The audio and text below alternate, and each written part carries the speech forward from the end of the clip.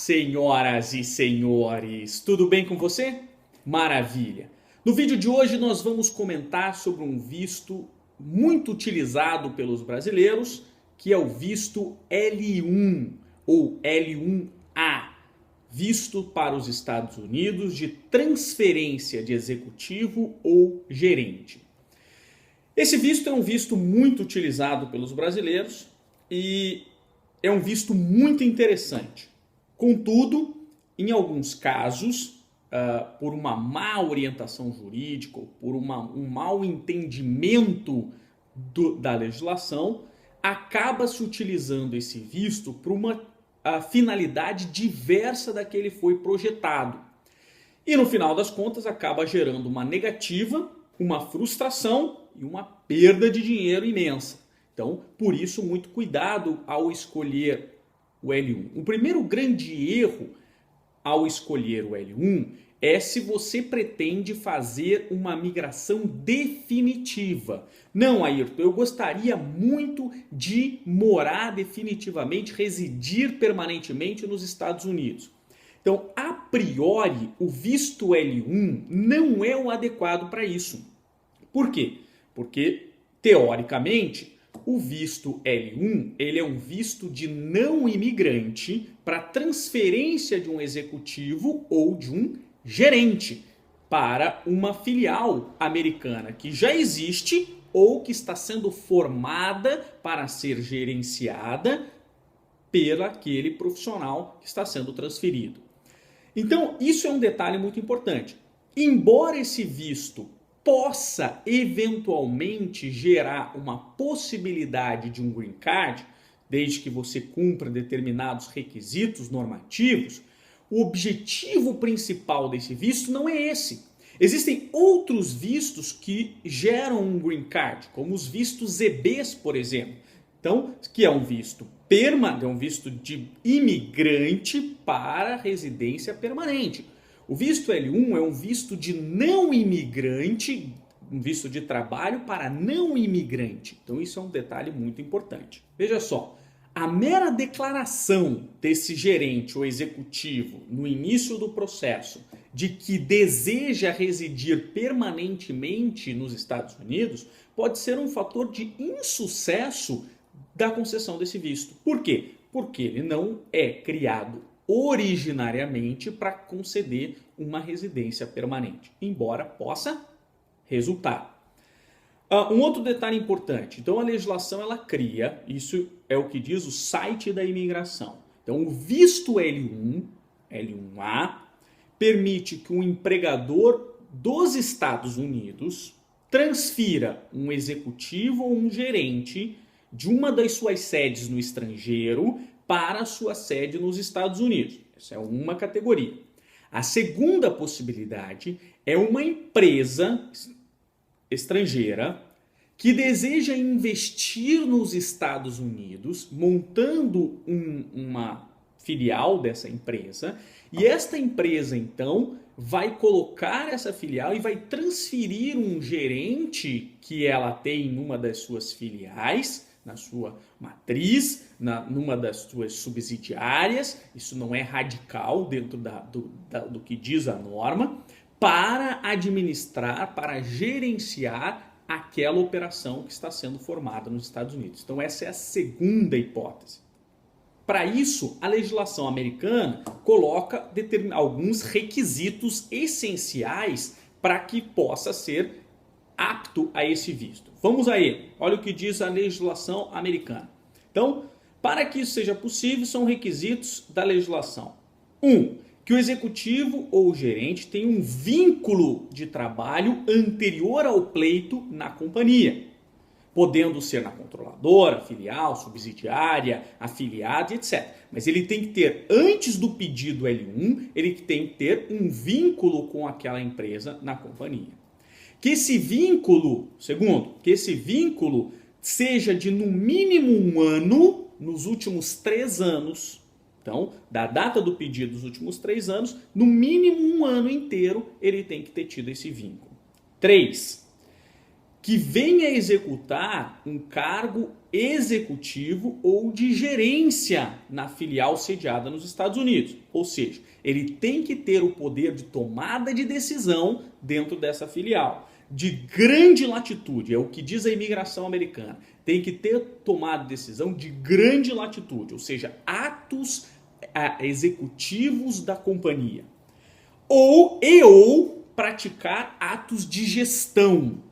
E aí a legislação explica: supervisionar ou controlar o contrato de trabalho, funcionários, subordinados, gerenciar a organização, ou mesmo um departamento, subdivisão, função ou parte da organização, incluindo gerar uma função essencial na organização em um nível alto, sem supervisão direta de outra pessoa. Então, esses 3 requisitos são essenciais. Tem que ter o vínculo, esse vínculo tem que ser de pelo menos 1 ano, nos últimos 3 anos, e ele tem que fazer uma função de gestão nessa sede. Ele tem que ser transferido para ser um executivo ou gerente. E a legislação explica claramente o que é atos de gestão. Não basta para a legislação americana a mera designação do título de gerente, como muitas vezes acontece. A própria legislação trabalhista brasileira, o TST já decidiu inúmeras vezes aquilo que era ato de gestão e aquilo que não era. Então, por exemplo, uma designação de gerente, gerente de loja, gerente de banco, gerente de determinada área, é necessário que tenha atos de gestão. Então, alguns exemplos que a própria legislação, a própria jurisprudência brasileira coloca lá com base no artigo 62 da CLT. Isso é só para ilustrar, porque isso vai subsidiar o processo do L1 de pedir. Então, ele não pode perceber hora extra, porque no caso do Brasil, quem exerce cargo de confiança não pode receber hora extra. Tem que receber a remuneração do artigo 62, aquele acréscimo de 40%, caso não esteja compatível com o salário da função. Autonomia para tomada de decisões, poder de comando, poder de admissão, demissão, advertência de pessoal, poder de representar a companhia perante terceiros. Então isso tudo tem que estar muito claro, conforme orienta diversas decisões do TST sobre a temática. Um outro aspecto relevante, e é no mesmo sentido, a mera designação de sócio não dá essa ideia de gestão. A pessoa pode ser um sócio e não fazer a gestão. Também a legislação americana não exige que seja sócio, isso é um outro detalhe. Então, você não precisa ser sócio da empresa, basta que você seja o administrador. O Código Civil de 2002 acrescentou para as limitadas, que é praticamente 90% das companhias brasileiras, a figura do administrador não sócio. Antigamente era obrigatório que o sócio, nas limitadas, fosse sócio administrador. Mas, claro, isso já era algo comum em outras companhias, como nas sociedades anônimas, nas SAs, mas nas limitadas era uma obrigatoriedade legislativa. Com o Código Civil de 2002, não é mais essa obrigação. Então, você não precisa ter sido sócio da empresa. Basta que você tenha sido um administrador não sócio, demonstrando esse poder de gestão. Existem ainda requisitos específicos previstos na legislação americana para quando a pessoa vai abrir a filial, na segunda hipótese. Então, é uma empresa estrangeira que vai abrir uma filial para ser administrada por aquele solicitante de L1. Quais são os requisitos? 1. O empregador deve garantir instalações físicas adequadas para o negócio que ele vai pleitear. Então, ele tem que garantir isso. O empregador deve comprovar a locação ou aquisição de espaço físico desse novo negócio mediante cópia do contrato, ou cópia da compra e venda da escritura, Então, 3. O empregador deve comprovar operações bancárias em nome do novo negócio com saldo suficiente para operação em conta bancária nos Estados Unidos, em nome do novo negócio. 4. Comprovar que o beneficiário do L1 foi contratado como executivo ou gerente por 1 ano contínuo nos 3 últimos anos da apresentação da petição na operação fora dos Estados Unidos. 5. O novo negócio nos Estados Unidos deve manter o beneficiário no L1 em posição executiva, gerencial, dentro de 1 ano após a aprovação da petição. Então tem que manter esse gerente nesse intervalo de tempo. E 6. A empresa estrangeira, ou seja, o sponsor, quem está bancando tudo isso, deve comprovar, mediante documentos contábeis, a capacidade financeira de arcar com as despesas do novo negócio por um período de 1 ano. Ou seja, dentro do business plan que será elaborado, tem que demonstrar tudo isso muito claro para que seja aprovado. Uma vez comprovado esses requisitos, a imigração então pode conceder o L1 para aquele solicitante. Para companhias novas, ela concede pelo prazo de 1 ano. Para os demais casos, 3 anos. E isso é prorrogável, quando está vencendo o período de tempo, por período de até 2 anos, limitado a 7 anos. Então veja, esse é um detalhe muito importante, porque quem deseja migrar definitivamente, pode ser que tenha outros vistos que são mais adequados do que o L1, que teoricamente ele é formado para pessoas que têm interesse não migratório definitivo para os Estados Unidos. Também esse visto ele pode ser concedido para cônjuge, filhos menores, solteiros de 21 anos, né? Então pode ser beneficiado, então vão solicitar também uma permissão de trabalho, pode solicitar, pode ser beneficiado, esses sim podendo trabalhar no que bem entenderem, não estando vinculado àquele negócio. Mas também o prazo está vinculado ao prazo do L1.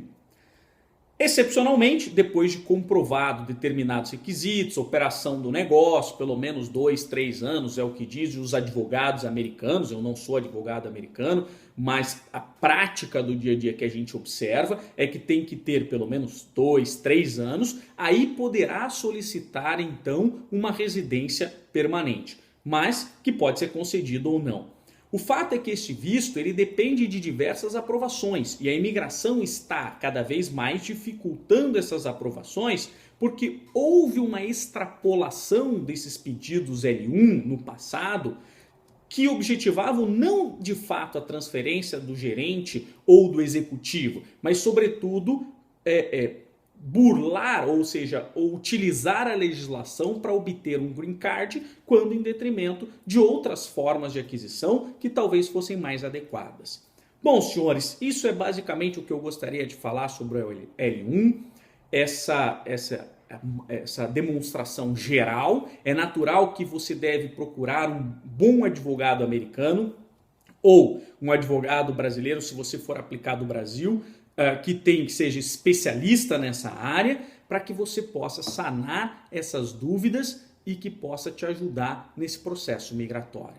Senhores, muito obrigado pela atenção de vocês e eu parabenizo a todos pela busca do conhecimento. Um grande abraço para você e até mais.